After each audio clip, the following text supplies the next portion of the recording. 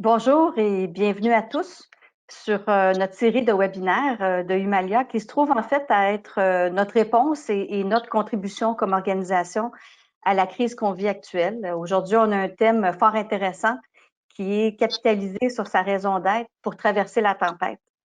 On a en fait trois objectifs en faisant ces webinaires-là. On a un objectif de réfléchir ensemble, hein, de se connecter, de réfléchir, de partager ensemble nos réflexions et nos pratiques puis de s'inspirer mutuellement. Ça fait partie, en fait, de notre raison d'être, de notre mission aussi à Humalia, de vouloir s'inspirer puis réfléchir, en fait, sur le rôle et la place des organisations dans la société. Puis comment est-ce qu'ensemble, on contribue à faire de cette société une meilleure société. Pour faire ça, bien, ça nécessite la participation, pas juste de nous, mais de notre écosystème. Je pense que c'est là qu'on s'enrichit le plus. Et donc, j'en profite pour remercier mes trois invités qui sont ici, que je vais présenter. Premièrement, un entrepreneur qui a au cœur même de son modèle d'affaires l'impact sociétal depuis plus de 30 ans. Hein, Louis, tu as fondé le groupe Optel avec des aspirations. En fait, tu étais très, très en avance sur ton temps parce que déjà, tu aspirais à changer le monde en te servant de la technologie, que c'était à travers la traçabilité puis avoir des chaînes d'approvisionnement intelligentes. Alors, bienvenue puis merci d'avoir accepté notre invitation. Merci, bonjour. Merci. La deuxième personne, en fait, c'est une gestionnaire au sein d'une ONG internationale qui est très présente de nos jours, surtout avec la crise, la Croix-Rouge canadienne. Mireille, tu es en fait une gestionnaire de talent reconnue qui a travaillé notamment au Canada, mais aussi au niveau global. Et tu es devenue, au cours de la dernière année et demie, directrice principale pour la stratégie des talents pour la Croix-Rouge canadienne. Alors, merci d'avoir accepté aussi dans probablement cette folie d'activité en ce moment avec ce qui se passe. Bienvenue. Merci, Lucie. Merci. Puis la troisième personne, en fait, c'est une psychologue, une coach certifiée et une entrepreneur, Mirella, qui est juste en haut à gauche. Si vous avez les mêmes petits carrés que moi, Mirella, en fait, va nous apporter un éclairage aussi sur la notion de raison d'être pour l'individu et pour l'organisation. Mirella a fondé Papillon MDC il y a une dizaine d'années avec comme mission d'actualiser puis de développer le talent des leaders et des individus dans les organisations. Donc, on voit qu'on a vraiment trois personnes avec des profils, des organisations différentes. C'est vraiment le but, c'est d'enrichir cette discussion. Si vous avez des questions tout au long de la discussion, vous allez voir un petit point d'interrogation sur votre webinaire et vous pouvez poser des questions sur le chat qui vont nous être envoyées, en fait, puis on ouvrira la discussion à différents endroits. Si je commence avec la raison d'être, en fait, qu'est-ce que c'est la raison d'être? Hein? Pourquoi on s'y intéresse tant que ça, surtout au cours des dernières années? La raison d'être, les mots le disent eux-mêmes, hein, c'est notre raison d'exister. Ça répond à la question pourquoi je suis là comme individu, à quoi en fait on décide de dédier notre existence. Puis on croit, nous, très fortement que ça se transpose très bien à une organisation, à une entreprise, à toute forme de collectif humain dans le fond. Puis ce qu'on s'est dit, nous, c'est que pour une entreprise ou une organisation, c'est la façon dont on contribue à la société, le rôle et la place qu'on prend comme organisation dans la société. Donc, ma première question, en fait, je vais commencer avec Louis. Ma première question qui va s'adresser à vous, c'est qu'est-ce que vous pensez de la raison d'être? Puis, comme organisation, soit comme entreprise, ONG ou même comme coach aussi, quelle est votre raison d'être comme organisation? Puis, quel rôle ça a joué depuis le début de la crise? Alors, Louis, si tu peux peut-être regarder ça de ton côté. Une très bonne question. En fait, j'ai caché un peu ou je ne savais pas comment communiquer la raison d'être pendant très longtemps. C'est juste quand j'ai commencé à parler avec un comité aviseur, vouloir monter un conseil d'administration qui m'ont dit « Mais c'est quoi ta mission? C'est quoi la raison d'être? » Mais pour moi, elle a toujours été intrinsèque. Il y a 30 ans, comme tu disais, quand j'ai parti la compagnie, c'était vraiment pour avoir un impact sur le monde. Et puis, j'ai toujours agi en conséquence, mais quand le monde me demandait, ben, oui, j'ai une compagnie. Alors, on a travaillé beaucoup à verbaliser ça pour mieux le communiquer, parce que c'est l'assise d'une compagnie. Alors, je crois que maintenant, notre mission, elle est claire. Et par rapport à la crise, évidemment, c'est tout à fait aligné. En fait, au point de vue de notre vision, maintenant, comment est-ce qu'on établit notre mission concrètement dans le monde, ce que j'appelle la vision? Eh bien, à partir de 2016, on a vraiment été à développer un concept d'une plateforme pour la transparence des chaînes d'approvisionnement. pour régler les problèmes environnementaux, sociaux, en tout cas, pour mesurer. Ce qu'on peut mesurer, après, on peut le contrôler. C'est un peu la base, donc on ne pense pas, c'est au monde à régler, mais au moins, on peut mesurer et contrôler ce qui se passe sur les chaînes d'approvisionnement. En 2016, on avait déjà vu le potentiel que la digitalisation des chaînes d'approvisionnement, qui va créer cette transparence-là, allait permettre de détecter des pandémies en temps réel. Et là, notre système de santé est pas là. Il y a encore plein de médicaments contrefaits. Vous voyez le manque de visibilité qu'on a eu. Mais évidemment, dans la crise, là, on s'efforce auprès des gouvernements, auprès des organisations dans le domaine de la santé pour dire, ben, regardez, c'est le temps d'accélérer, va être fluide. Alors, c'est un peu comment est-ce qu'on a réagi vraiment maintenant à essayer d'accélérer encore plus notre vision, comment est-ce qu'on va transformer le monde. Parce qu'en fait, ton produit, en fait, devient un outil pour permettre, en fait, justement, de changer le monde à travers la digitalisation et la traçabilité des chaînes d'approvisionnement.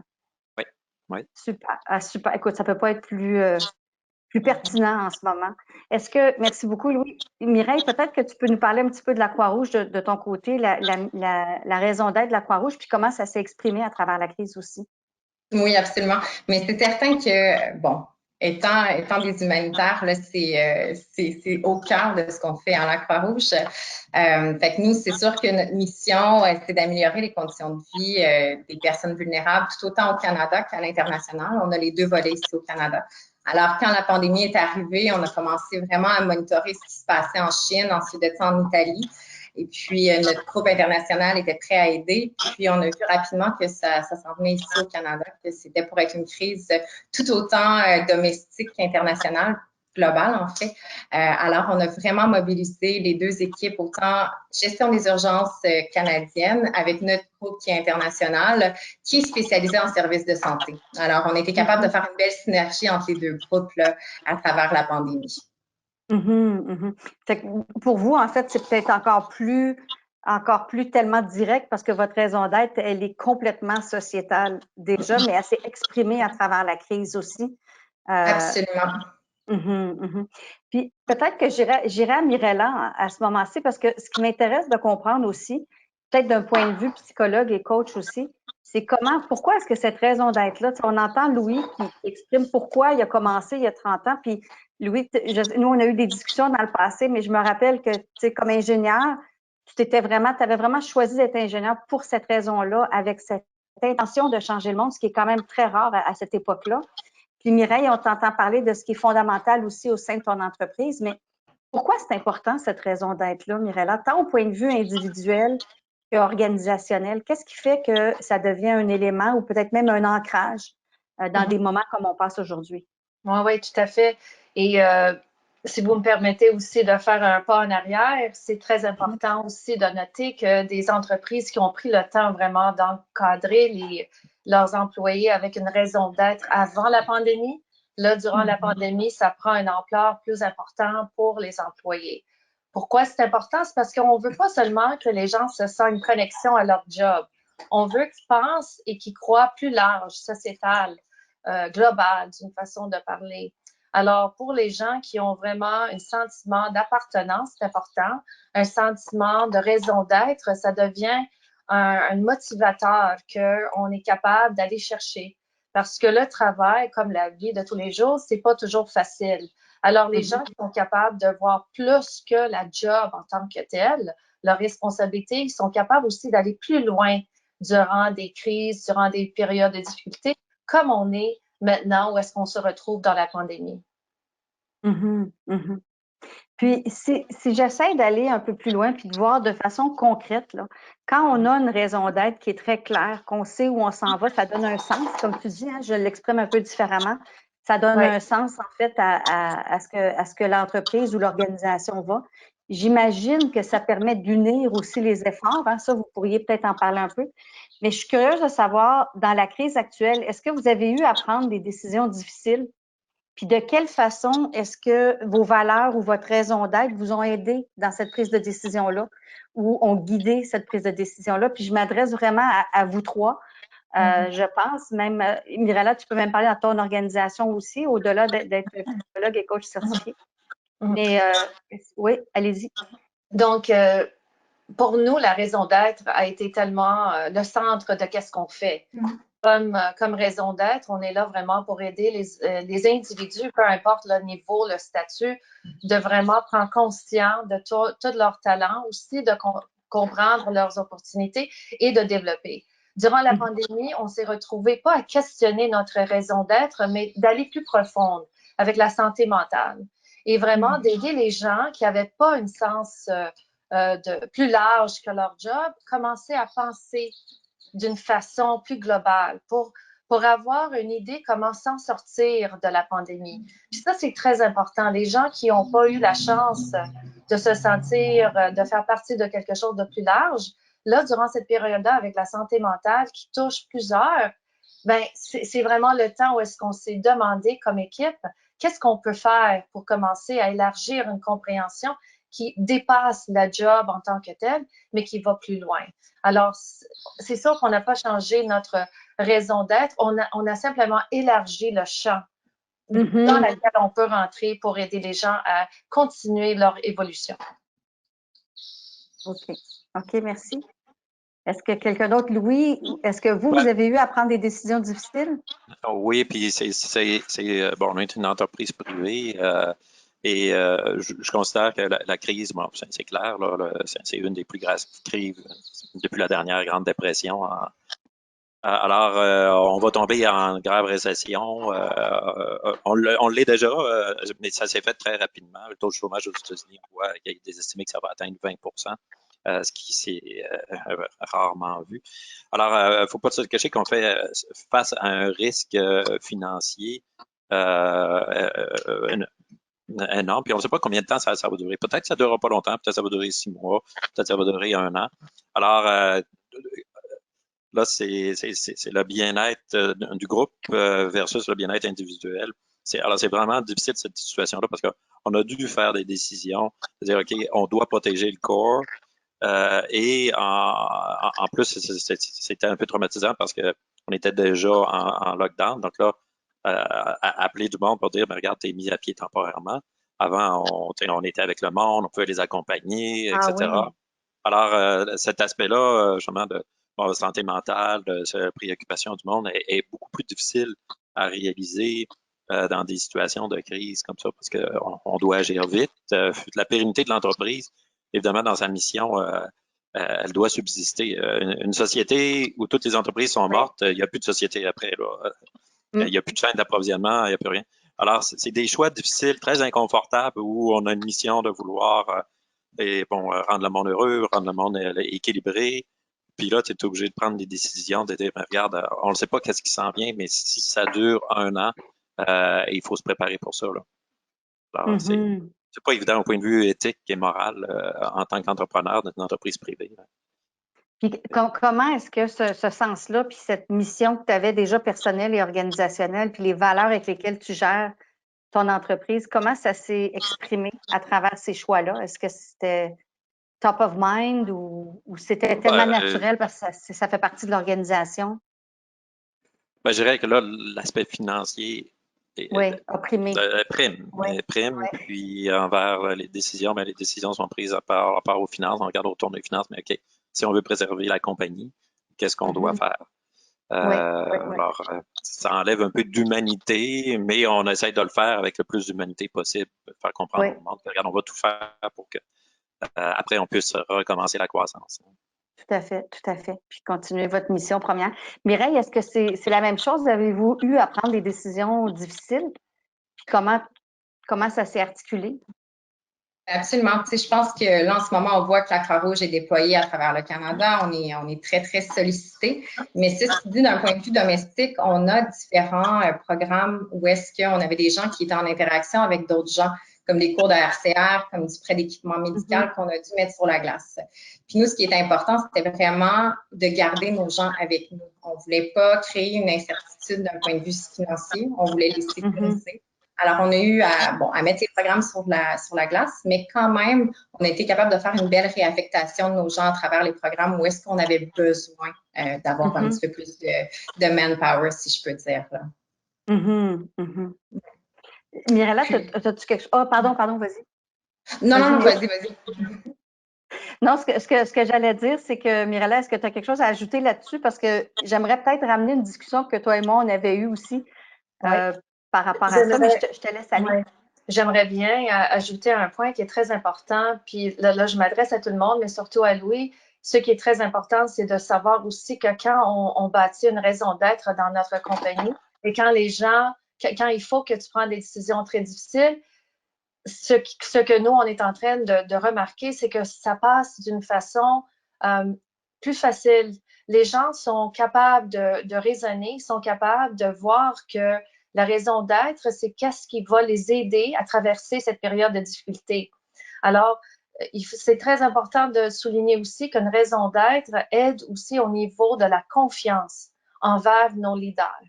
Alors, si tout à coup, on se retrouve avec une décision très difficile à faire, les gens qui reçoivent la décision difficile, ils sont capables aussi de prendre un souffle, de se dire, dans la grosse schema, j'ai beaucoup de confiance dans mes leaders et on va faire tout ce qu'il faut pour garder l'entreprise, que ça continue. Alors ça, c'est important de souligner. Les compagnies où il n'y avait pas une raison d'être et malheureusement des choix ont été faits, les gens se retrouvent perdus. Alors, la santé mentale est pas mal touchée pour ces gens-là parce qu'ils ne savent plus où aller, quoi faire et comment se orienter durant cette période. Alors, c'est très important de souligner que des compagnies qui ont vraiment pris le temps de bâtir une raison d'être, même ceux qui ont été malheureusement dit que pour l'instant, il n'y a plus d'emploi pour vous, ils sont plus capables à traverser la période de difficulté. Est-ce que c'est ce que vous voyez? C'est ce que tu vois, toi, Louis, aussi? Oui. As-tu eu du feedback de gens qui t'ont dit qu'ils sont, j'imagine, qu'ils sont engagés envers cette mission sociétale que vous avez? Ça Oui, les je crois que aide à rester. en tout cas, j'ai été quand même, j'ai eu peur de la réaction, puis euh, en fait, j'ai toujours été, j'attends de voir la solidarité dans le monde pour que le monde règle des problèmes. Puis, tu sais, comme les problèmes climatiques, on fait pas grand-chose, on en parle beaucoup, on fait pas grand-chose. Puis, j'ai été quand même surpris, bon, l'acte de solidarité face à la pandémie. Puis, à l'intérieur de la compagnie, on dirait que quand le problème est, est là, est très clair et défini, le monde devient solidaire. Dans un concept de changement climatique, on voit que là, c'est plus difficile d'amener cette solidarité. Ouais. Mais là, on l'a clairement senti dans l'entreprise qu'il y avait une solidarité de passer à travers le problème. Le monde comprenne, reconnaisse le problème et font des efforts en conséquence. J'imagine que vous avez vu ça beaucoup, Mireille, avec la Croix-Rouge. Avez-vous eu une augmentation de vos bénévoles ou de voulu s'impliquer au niveau individuel? Absolument. Puis nous, c'est un peu l'autre côté de la médaille. Hein? Alors, on a des gens on vient d'être mobilisés, on est vraiment au cœur de tout ça. Puis les gens travaillent extrêmement fort, travaillent des longues heures. On est à la mobilisation est tellement, tellement forte en ce moment que moi, je dois forcer certains de mes employés à prendre des vacances. C'est des opérations qui sont 24 heures sur 24, qui sont 7 jours sur 7. C'est là qu'on voit ce sens d'engagement-là. Les gens font tellement partie de la mission de la Croix-Rouge, c'est tellement viscéral. De là, l'importance d'avoir le sens à travers de ce qu'on est, la raison d'être de ce qu'on fait. Puis quand on est dans des situations de crise, d'urgence comme ça, puis c'est la plus grande urgence qu'on n'a jamais vécue d'un point de vue global. Fait qu'on voit vraiment cette solidarité-là, puis où est-ce que les gens, c'est très, très fort, c'est très ancré, puis c'est là que nous, comme leaders, on doit faire, OK, attends, là, prends une pause, là, tu vas prendre 2-3 jours, ça fait 30 jours de suite que tu es toujours on, ça marche pas. Fait que c'est là que nous, on doit jouer ce rôle quand même de coordination-là, puis de leadership pour s'assurer qu'on préserve à travers tout ça la santé mentale de nos gens. Là. Mm-hmm. En fait, je vais peut-être donner un petit commentaire personnel. Nous, ce qu'on a vu beaucoup dans notre pratique, c'est un peu ce que tu dis, c'est que quand tu ouvres la vanne, de commencer à réfléchir à pourquoi tu existes comme organisation. Puis souvent, quand tu poses la question, quand on fait de la planification stratégique, on pose des questions aux employés, aux leaders. À quoi sert ton organisation? Pourquoi tu existes? Ils vont nous dire, on fait des programmes de X. Ils vont nous dire ce qu'ils font. Et c'est quand tu poses la question sur, mais quel impact ça a dans la société? En fait, ça sert à quoi que toi, tu existes dans la société en général? Et là, c'est incroyable, la lumière qui se change en fait dans les yeux. Les gens commencent à parler différemment, commencent à s'attacher à la mission. C'est pas un silver bullet, hein? C'est pas quelque chose qui règle tous les problèmes, mais certainement ça ancre et ça permet de donner du sens et ça permet aux gens aussi de s'engager. Puis ce qu'on a vu, je pense, avec la pandémie, nous, ce qu'on a remarqué, c'est vraiment ce qu'on a remarqué avec nos clients puis avec les gens qu'on parle, puis je pense que c'est la même chose avec les discussions que j'ai eues avec vous, c'est on parle, nous, d'engagement sociétal, mais l'engagement sociétal, il est individuel, il est collectif. Puis j'ai entendu justement les gens qui s'impliquent plus, comme tu dis, Mireille, les organisations qui tout à coup peut-être vont avoir un éveil sur le fait que, hey, c'est vrai que nous, il y en a hein, des entreprises de vêtements qui ont commencé à faire des masques, qui ont commencé, et là, ils commencent à découvrir et à avoir envie de réaliser que moi, je peux faire quelque chose qui est autre que faire des vêtements juste pour faire des vêtements. Même si tu pourrais il y a une raison d'être pour ça, tu peux dépasser puis aller puis voir l'impact que tu peux avoir au niveau de la société. Alors, ouais, puis moi, je me pose comme question, est-ce que vous pensez que cet éveil que certains avaient déjà depuis longtemps, hein, on vient d'en parler, que d'autres n'avaient peut-être pas encore, qu'on commençait à parler de purpose un peu plus dans toutes les publications, puis quand on parle d'organisation, il y a un éveil qui est là, puis en même temps, Louis, comme tu dis, il y a des changements qui n'ont pas eu lieu, entre autres au niveau environnemental, mais pensez-vous que ce réveil-là va rester? Ou qu'il va y avoir quelque chose qui va rester après? Vas-y, Mireille. Ben, moi, je pense que oui. C'est certain qu'on voit vraiment le shift par rapport à, comme tu disais, Lucie, il y a certaines organisations qui ont commencé à faire des masques, tout ça, puis sont en train de vraiment se réorienter pour aider d'un point de vue là, la pandémie. Puis, je pense que quand on regarde aussi juste les gens qui sont sur le marché en ce moment, la plupart de notre bassin de travailleurs, c'est des millénials. Puis eux recherchent ce purpose-là. Fait que je pense que de plus en plus, on va se coller à des organisations qui ont cette proposition de valeur-là, où est-ce qu'on est capable de vraiment bien aligner nos valeurs personnelles à les valeurs de l'organisation. Fait que moi, en tout cas, je pense que oui, je pense qu'on va voir quand même là, un beau changement suite à la pandémie par rapport à ça. Mm-hmm. Merci. Quelqu'un d'autre qui veut? Je pense que Louis, tu t'en allais parler. Oui, je pense qu'on démontre notre capacité à être solidaire puis à faire des actions en lien avec le bien-être de la communauté, de la société. C'est sûr que dépendant de l'impact de la crise économique, si c'est à court terme, ce ne sera pas trop de problème. Mais si ça dure un peu trop longtemps, il y a juste un danger que la population descende en bas de pyramide de Maslow. Là. Et on le voit aux États-Unis, une des premières choses qu'ils ont faites, les normes environnementales, on jette ça à la poubelle. Il n'y a plus d'inspecteurs sur là. Alors, faut pas que ça dure trop longtemps, sinon l'être humain va descendre un peu ses critères et tomber plus en mode survie.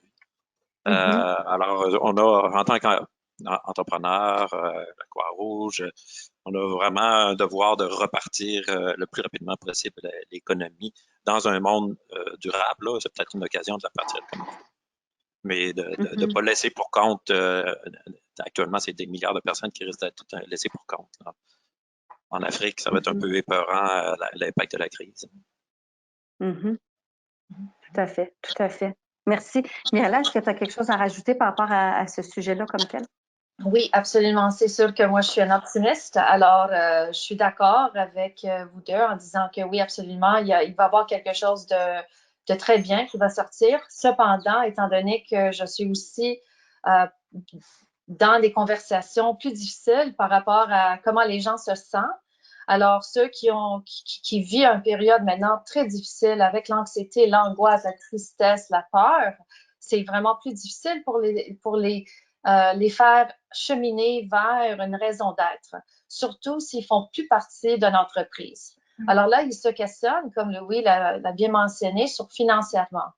Et malgré le fait qu'on est tous d'accord avec the Maslow's Theory, que les besoins les plus bas deviennent les besoins les plus prenants pour l'instant, c'est sûr que les gens qui se retrouvent sans emploi, qui ont peur de leur futur, c'est plus difficile pour les guider à travers une conversation qui parle d'une raison d'être. Je ne te dis pas que je ne le fais pas, c'est probablement plus difficile. C'est ça que nous, on a remarqué. J'aimerais aussi mentionner que pour les entreprises qui ont dû laisser aller des personnes, Et pour ceux qui restent en contact avec ces personnes, ça parle beaucoup de leur raison d'être. Alors, même si le futur pour l'entreprise, c'est pas un futur où tout le monde va être engagé de nouveau, le fait que les gens se sentent mobilisés de cette façon-là les aide énormément à trouver une raison d'être.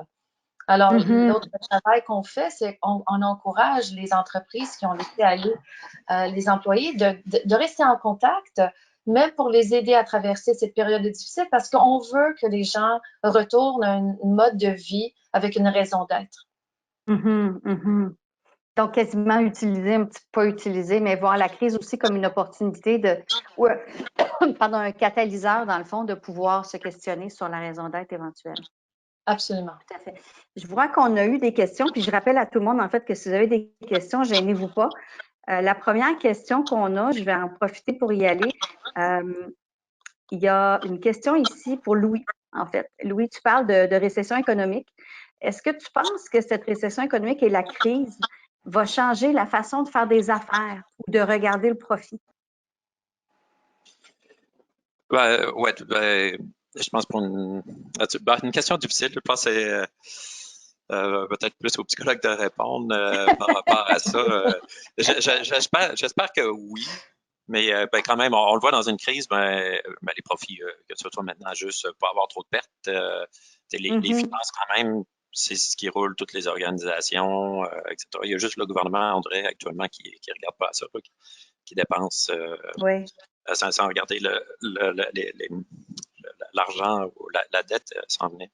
Alors, donc, c'est une question difficile. J'espère que oui, on va faire nos efforts, nous autres, justement, à travers notre plateforme, à travers nos technologies pour essayer d'amener que le monde prenne les meilleures décisions, que le monde, des fois, accepte de payer un peu plus cher un produit qui va savoir que ça vient d'une source responsable, moins d'impacts environnementaux, faire des meilleurs choix dans la vie de tous les jours pour minimiser notre impact, notre empreinte carbone. Alors, mais j'ai hâte de voir. On va tout faire pour. Est-ce qu'il y a quelqu'un d'autre qui veut donner son opinion par rapport à cette question? Moi, je peux peut-être juste mentionner qu'effectivement, ça va faire partie, entre autres, de notre prochain webinaire la semaine prochaine aussi. On sait qu'avant la crise, il y a eu plusieurs organisations qui, d'un point de vue économique, ont commencé à repenser la façon de rapporter leurs résultats. Puis certains, comme on a déjà mentionné dans le passé, Larry Fink avec BlackRock, qui poussent vraiment les actionnaires à réfléchir, en fait, aux critères qu'on donne, à inclure, par exemple, les changements climatiques dans les choix de portefeuille, etc. Donc, on sait qu'il y a quand même ce mouvement-là de fond qui risque peut-être d'être reculé un peu avec ce qu'on dit avec la crise, avec le mouvement économique, mais ce qu'on souhaite, c'est que ça puisse rester. Puis, je ne sais pas, mais bon, c'est une opinion personnelle, mais je crois que d'un point de vue population, il y a un changement. Tu parlais des milléniaux, des milléniaux, pardon, des milléniaux, Mireille. Je pense que cette génération-là cherche à avoir plus de raisons d'être, cherche aussi à savoir que ce qu'ils font, oui, il y a du profit, puis je pense que Louis, tu as absolument raison. Sans entreprise, la société, elle ne fonctionne pas. Donc, je pense qu'il va falloir regarder un peu comment ça peut être poussé. Puis moi, je suis curieuse, en fait, c'était pas prévu dans ce qu'on allait discuter aujourd'hui, mais je suis curieuse de savoir comment on fait pour que individuellement, parce qu'en bout de ligne, si on veut que ça reste, c'est ce qu'on semble dire tous les trois, si on veut que ça reste et que ça continue, on a un rôle, chacun d'entre nous comme individu, puis on a un rôle comme entreprise, donc comme leader d'entreprise aussi, on a des rôles. Alors, qu'est-ce que vous pensez, puis là, je vous prends à brûle pour point, mais qu'est-ce que vous pensez qu'on peut faire, chacun d'entre nous, soit individuellement, puis je pense aux gens qui écoutent aussi, qu'est-ce qu'on peut faire, nous, individuellement, ou les leaders, pour s'assurer que ça demeure top of mind puis qu'on fait des actions par rapport à ça? Si quelqu'un veut y aller en premier. C'est sûr, la première, c'est nos choix de consommation. Comme on parle, si on achète toujours des compagnies qui, eux autres, tout ce qui leur intéresse, c'est le profit, qui font de l'obsolescence programmée, qui se foutent un peu d'où viennent leurs minéraux, etc. On encourage ce système-là. Donc, si on va vers des entreprises telles que des B Corp, des entreprises plus locales, etc. Donc là, on fait une décision concrète de changer le monde. Ça revient tout le temps à nos décisions de consommation actuellement. Moi, j'ai peut-être l'aspect au niveau du bénévolat. Tu sais, on a vu tellement de gens qui se sont mobilisés pour pour faire du bénévolat pendant la crise, pendant la pandémie. Mais après ça, on va encore avoir des organismes qui vont avoir besoin de bénévoles. Puis moi, j'espère que ça va rester ancré chez les gens, que les gens vont continuer à donner du temps, puis continuer à aider des missions où est-ce qu'on n'a pas nécessairement tous les sous pour embaucher des gens, mais on a besoin d'aide. Puis, on a besoin de ces ressources-là pour pouvoir aider les autres. Fait que l'aspect de redonner à la communauté, de redonner en donnant du temps, moi, j'espère que ça va rester là d'un point de vue. Ouais. C'est un bon point, Mireille, puis c'est une bonne façon d'actualiser ta raison d'être personnelle aussi. Exact. De cette façon-là. Mirella, je pense que tu voulais dire quelque chose, si je me trompe. Non, je voulais simplement dire, comme Louis, le fait de penser au profit et de voir comment les compagnies vont changer. Moi, j'aimerais voir un futur où on parle plus que le profit prend le devant de l'individu ou l'individu prend le devant de profit. Ça doit aller ensemble, tu vois. Alors, quand on commence à le garder un envers l'autre, c'est là qu'on tombe dans une façon de penser qui est vraiment pas liée vers le futur, qui est plus large que seulement une personne, qui est plus large seulement qu'une entreprise. Et aussi, l'autre chose qu'il faut aussi souligner, une raison d'être, ça doit dépasser le travail. Alors, c'est une chose de dire que j'ai une bonne raison d'être au travail. Mon entreprise a vraiment une très bonne raison d'être. Mais au-delà, qu'est-ce qu'on fait pour mobiliser les autres parties de notre vie? Mireille, tantôt, parlait de bénévolat. Alors, si je ne me vois pas faire du bénévolat parce que il n'y a rien à faire vis-à-vis de mes valeurs, alors ça dit quoi de la personne que je choisis d'être? Je ne peux pas seulement dire que j'ai une raison d'être au travail, mais dans ma vie personnelle, il n'y a rien qui change. Pas de comportement de consommation qui change. Mes choix ne changent pas. Alors, tout cela doit être lié. Puis moi, j'aimerais bien voir un futur où les gens prennent le temps vraiment de penser comment leur vie personnelle est liée à leur vie professionnelle. Et qu'on ne voit pas une séparation des deux. C'est un très bon point. Très, très bon point. J'ai une autre question d'un autre auditeur ou auditrice. Je ne sais pas c'est qui exactement, donc je vous dis ça comme ça. La question, c'est quels seraient les meilleurs canaux de communication afin de communiquer clairement la raison d'être de l'organisation et ainsi rallier les employés à celle-ci? Parce que vous avez sûrement tous des... Puis quand on parle de raison d'être, ça peut être une raison d'être explicite ou implicite aussi, mais je vous laisse voir si vous avez des idées sur les moyens de communication pour communiquer cette raison d'être. Bien, je pense que l'aspect de communication est important, mais ça se vit. Ça se vit. Puis, tu sais, Lucie, moi, je suis une fan de ton canard avec des pattes de chien. Lucie, elle a un beau visuel là, qui nous dit que même si on fait différentes actions en tant qu'organisation, si on ne suit pas, if we don't walk the talk, ça ne marche pas. Alors, je pense que la première chose, c'est ça doit se vivre à l'interne. On ne peut pas juste décider d'avoir une raison d'être, puis ensuite la découler par des canaux de communication, puis en faire la promotion. Il faut que ça soit ancré. Puis ça, moi, je le vis beaucoup parce que c'est à la Croix-Rouge, c'est comme je disais, c'est viscéral ce qu'on fait, ce qu'on vit. Mais, tu sais, il y a différentes façons d'en implanter une, puis d'amener les gens avec nous, puis aussi de rester honnête à ça. Si c'est notre raison d'être, c'est ce qu'on veut être, c'est ce qu'on veut devenir, mais on doit porter des actions qui sont en lien avec ça. Je pense que ça, c'est beaucoup plus important que comment est-ce qu'on va le communiquer. C'est vraiment d'apporter les gens avec nous à vivre ça. Puis ensuite de ça, c'est organique quand ça se développe. Et pour ajouter à ce point-là, c'est à travers les décisions qu'on fait puis les choix. Je reviens toujours au choix de comportement et aussi les choix qu'on fait face à les affaires. Alors, nos choix vont déterminer si on vit notre raison d'être. Et les gens nous voient aller et ils regardent très bien les choix qu'on fait.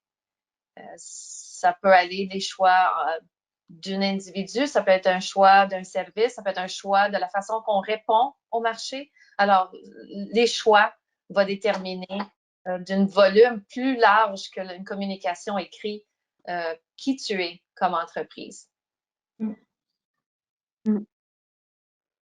Louis, est-ce que ça résonne avec toi?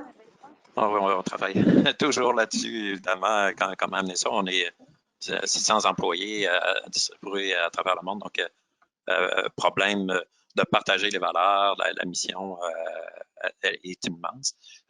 Mais c'est clair que je me suis aperçu aussi qu'il faut. Bon, moi, j'ai porté ça, je suis fondateur de la compagnie, c'est moi qui a créé ce noyau-là, cette mission-là. Et comme je vous disais, je l'ai vécu, je l'ai porté, mais je ne l'ai pas assez communiqué. Je n'allais pas communiquer à mon équipe, clarifier avec mon équipe proche. Et après, je ne l'ai pas demandé qu'eux autres aussi, une fois qu'ils apportent, maintenant, il faut qu'ils fassent porter avec la gouvernance de l'entreprise.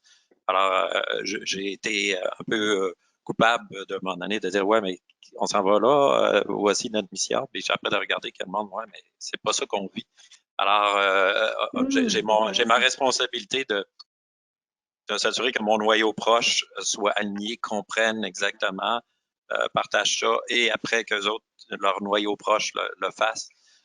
Sinon, ça ne transcende pas. C'est sûr que pour la Croix-Rouge, je vous dirais tellement, c'est clair, la mission, c'est clair quand tu viens travailler pour la Croix-Rouge, mais quand tu viens travailler pour Optel, ben, c'est quoi la traçabilité, c'est quoi l'impact sur le monde? Ben, c'est pas clair tout de suite. Alors, beaucoup d'ouvrages. Je trouve ça vraiment intéressant ce que tu dis. Merci de le partager avec nous parce que c'est vraiment une des difficultés, je pense, qui est assez commune hein, quand tu fondes une entreprise. Tu es tellement animé par tout ce que tu fais que finalement, c'est difficile parfois de le transférer.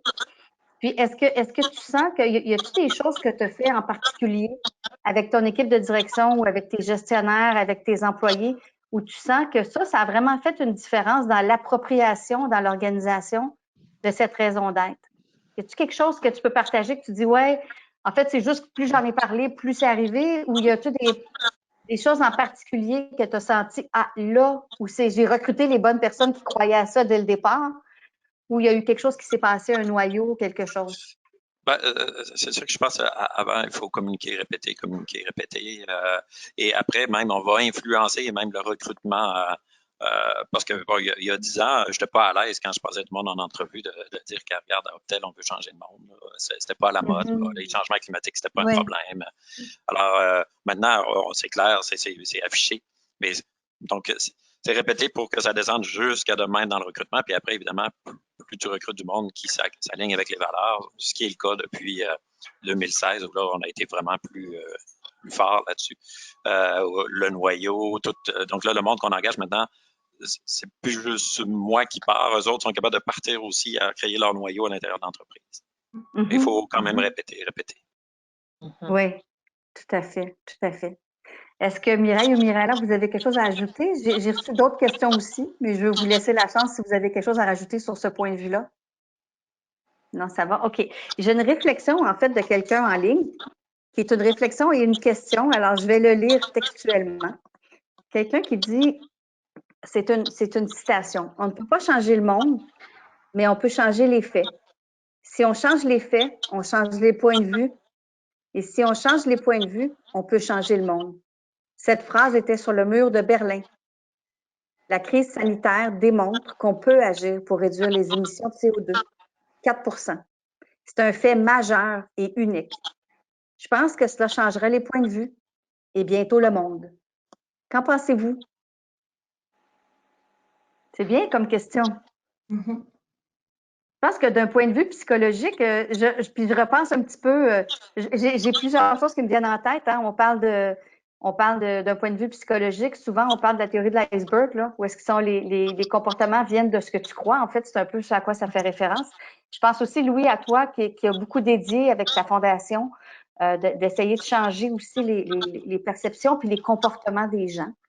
Alors, est-ce que vous croyez que effectivement, si on change les faits, ça va changer les points de vue, puis ça va finir par changer le monde? Qu'est-ce que vous en pensez de cet énoncé-là? Moi, je suis un peu d'accord avec l'énoncé parce que maintenant, le fait est là. On a réussi à faire un changement à l'intérieur d'une semaine à tout le monde. Alors, plus personne peut dire « Ah, c'est impossible de changer. » Alors, le fait est là maintenant. Oui.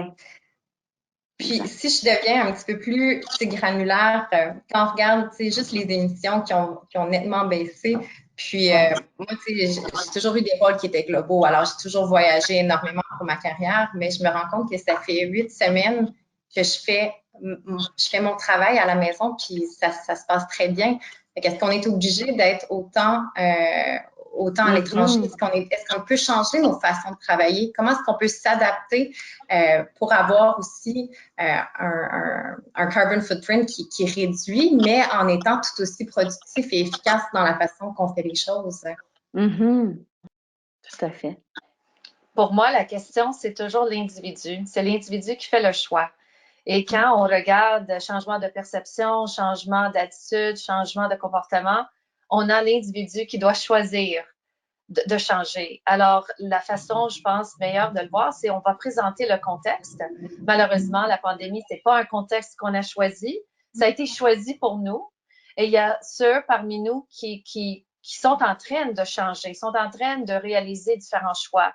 Ils ont déjà fait eux-mêmes avec leur famille un consentement entre eux. J'en ai déjà entendu qui disent après la pandémie, on va plus voyager comme on faisait, on va plus dépenser comme on faisait.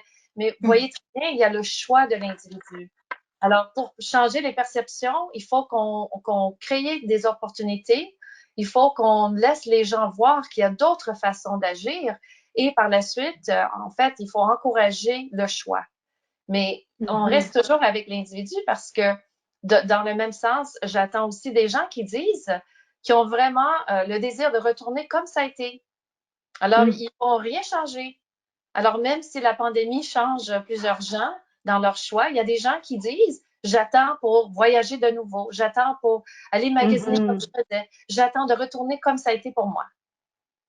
Donc, l'individu, le facteur le plus critique, c'est l'individu. Alors, la seule chose qu'on peut faire, c'est de créer le contexte, offrir des opportunités, offrir des choix.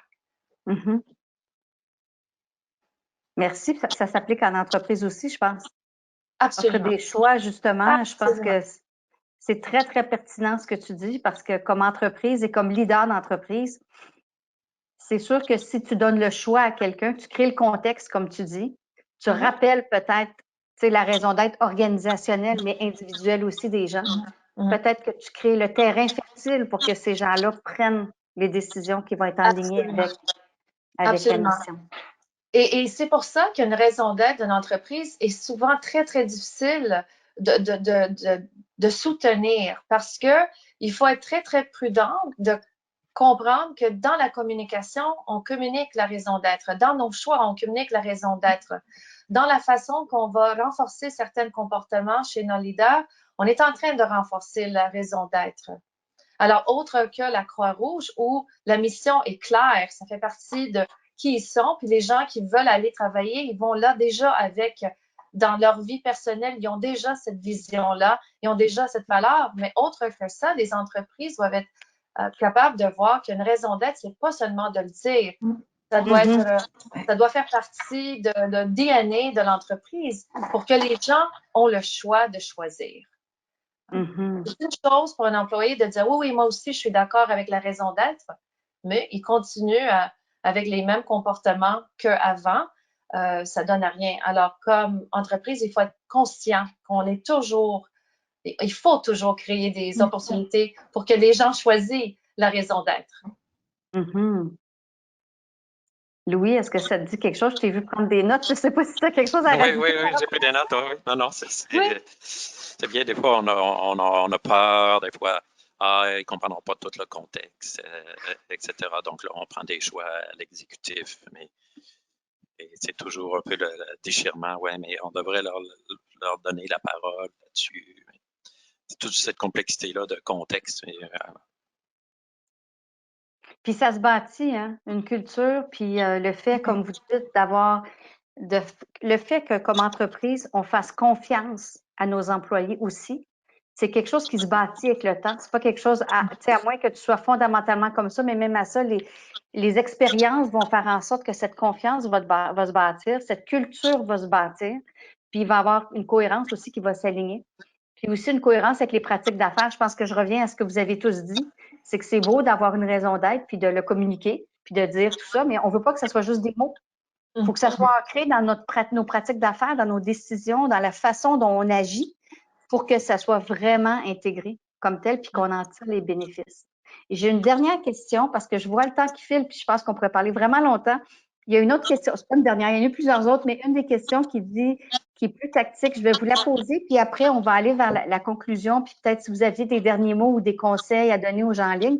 Mais la question, c'est, est-ce que vous avez pris le temps de revenir sur la raison d'être de votre organisation avec vos employés durant ce temps de crise? Puis comment l'avez-vous fait?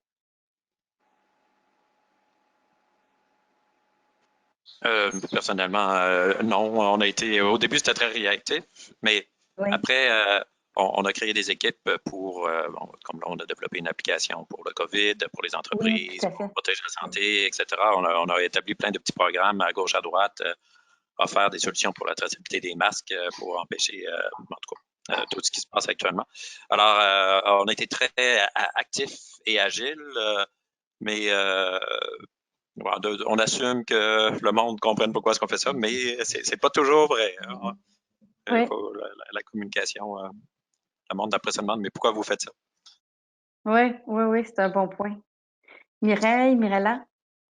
Nous, on l'a fait dans un contexte un petit peu différent parce que, tu sais, notre raison d'être encore est très, très ancrée là, dans notre organisation. Par contre, on le fait d'un point de vue, on est ici pour aider, mais avant tout, il faut s'aider nous-mêmes. La chose la plus importante demeure nos employés. Alors, on a communiqué beaucoup les nouvelles pratiques de santé et sécurité pour nos travailleurs en première ligne là, qui sont dans les centres médicaux, mais aussi on a créé une cellule de mieux-être pour tous les employés de la Croix-Rouge où est-ce que c'est un programme de 2 mois. À tous les semaines, on a des thématiques, des webinaires, on a des séances d'information pour que nos gens sachent comment s'outiller pour prendre soin d'eux, prendre soin de leur famille. Et on est beaucoup, comme Mirella disait, là, sur l'aspect de la santé mentale, le programme d'aide aux employés. On est très, très sensible à ça. On a un sondage à tous les semaines pour mesurer le mood index en lien avec COVID-19 pour voir comment nos employés, nos gens vont. Puis, quand on voit qu'on a peut-être des départements qui sont un petit peu plus problématiques, on a des cellules où est-ce qu'on va s'asseoir ensemble, on va développer des solutions. Mais nous, ça a été de ramener la raison d'être, mais en l'amenant à l'interne, en disant si vous voulez aider les gens, mais aidez-vous en premier. Assurez-vous d'être fort, assurez-vous d'être groundé, puis ensuite de ça, on va pouvoir aider. Super intéressant, merci. Mirella? Donc, pour nous, c'est sûr que notre raison d'être était tellement fondée dans qui on est et pourquoi on fait le travail. Puis c'est à travers les décisions, les contrats, n'importe qu'est-ce qu'on fait, c'est clair, c'est toujours devant nous.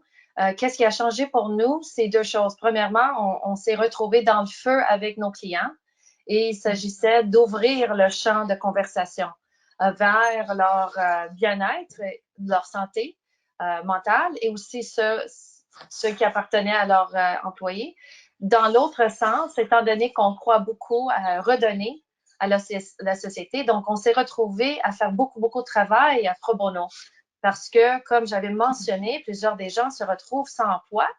Alors, veut pas, ils ont aussi perdu leur Employee Assistance Program, alors ils n'ont pas ça. Le financièrement, ils ont peur, alors ils ne vont pas payer pour aller voir des psychologues. Ils vont non plus payer pour aller voir des coachs.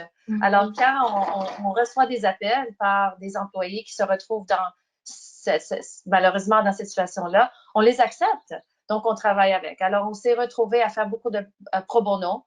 Ça veut dire que les heures de travail sont des heures fous. Et dans notre groupe, on se garde toujours en contact.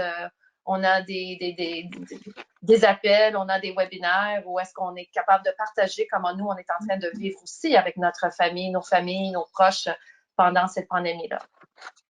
Alors, bref, on vit notre raison d'être de plusieurs façons. Super, super. Merci. Bien, écoutez, je vois que le temps s'en vient. Je vais me garder quelques minutes pour faire la dernière conclusion, mais je pense que ma dernière question pour vous, ça serait, est-ce que vous avez des conseils en lien avec tout ce qu'on a discuté? Est-ce que vous avez des conseils ou des dernières pensées que vous voulez laisser, en fait, aux auditeurs qui sont en ligne? On a différentes personnes en ligne comme telles. Est-ce qu'il y a des choses qui sont particulièrement importantes que vous voudriez laisser? Vos derniers mots. Peut-être un mot, justement, sans revenir avec ton début. La raison d'être, ça doit être notre source d'énergie. Alors, on travaille fort, on doit persévérer, mais il faut revenir à notre raison d'être pour nous booster en énergie. J'aime ça la façon dont tu le décris. Merci. Merci. Puis moi, je pense qu'en termes d'avantages compétitifs, puis je vais parler un petit peu plus d'un point de vue organisationnel, mais la raison d'être, il y a un ROI qui peut être attribué à ça. Quand je regarde un petit peu là, en termes de juste nous, on a une marque qui est très, très forte, en termes d'attraction des talents, en termes de rétention, en termes d'engagement, c'est tous relié à un retour sur investissement. Fait que quand on pense d'un point de vue business, qu'on n'est pas capable de lier les deux, mais moi, le lien est très, très clair. Puis, encore, ce que je disais tantôt, c'est pas juste d'avoir une proposition de valeur, puis ensuite de ça, la découler, mais pas la vivre. C'est vraiment, puis comme Mirella disait très bien, en termes de leadership, prenez des choix qui sont en lien avec ça. Puis ça va se créer, ça va être organique, puis ça va découler à travers toutes les fonctions de l'organisation. Merci. Merci, Mirella. Et je pense seulement pour ajouter à ce que mes collègues ont déjà dit, c'est jamais trop tard. Et pour les gens qui pensent que pendant la pandémie, j'ai pas assez d'énergie, je vous en prie d'aller chercher de l'aide pour que vous puissiez retrouver l'énergie et travailler avec les équipes que vous avez, même si travail à la maison, c'est vraiment beaucoup il y a vraiment une très forte chance que même si vous travaillez tout le monde chez eux, que vous mettiez ensemble, regardez très bien, c'est le temps maintenant même, si vous l'avez pas fait avant, c'est le temps de bâtir une raison d'être. C'est vraiment le temps. Parce que le post-pandemic, ça va venir, on ne sait pas quand, mais on veut avoir les gens motivés, engagés, puis qui vont se dédier à une cause qui est plus large que eux, plus large que la compagnie. Super. Écoutez, merci. Vous avez partagé de façon très candide et authentique. Merci. Des perspectives très enrichissantes. Moi, j'ai plein de notes puis de choses à réfléchir que j'ai trouvées très intéressantes. En fait, moi, ce que j'ai entendu, c'est plusieurs façons de le vivre, plusieurs façons de le vivre à l'intérieur de l'organisation. Je voudrais vous remercier finalement les trois intervenants qui sont là avec moi parce que c'est vraiment grâce à vous qu'on arrive à avoir cet échange-là puis cette riche discussion. J'espère que ça a été apprécié. On me dit d'ailleurs qu'il y a beaucoup de messages de remerciements pour tout le monde, en fait, sur les différents messages. La semaine prochaine, en fait, on va avoir notre dernier webinaire de la série qui, si j'avais pu le planifier, je l'aurais planifié exactement maintenant parce que toute notre discussion d'aujourd'hui nous amène là. Le sujet de la semaine prochaine, ça va être quels impondérables pour rebâtir une économie plus responsable et durable. Alors, il y a plein de choses que vous avez dit aujourd'hui qui nous amènent justement à se questionner sur ça. On a plusieurs invités, encore une fois, des gens de différents milieux. On a un entrepreneur, une fondatrice d'une OSBL qui est liée justement au climat. Puis, on a un investisseur responsable également, donc Meyer Vafi, qui est entrepreneur de chez Better Narrative. On a Anne-Josée Lacaire, qui est fondatrice et directrice générale de Québec Net Positif. Et puis, on a Sophie Lemieux, qui est vice-présidente des marchés institutionnels chez Fiera Capital, qui va parler d'investissement responsable aussi. Je pense que ça va être une autre discussion enrichissante. Et puis, j'en profite pour remercier tous les participants, mais surtout vous remercier, vous trois, d'avoir accepté notre invitation, puis d'avoir partagé avec nous de façon aussi ouverte et, comme je disais, authentique. Alors, merci beaucoup. Et puis, on se retrouve bientôt. Merci. Merci. Merci.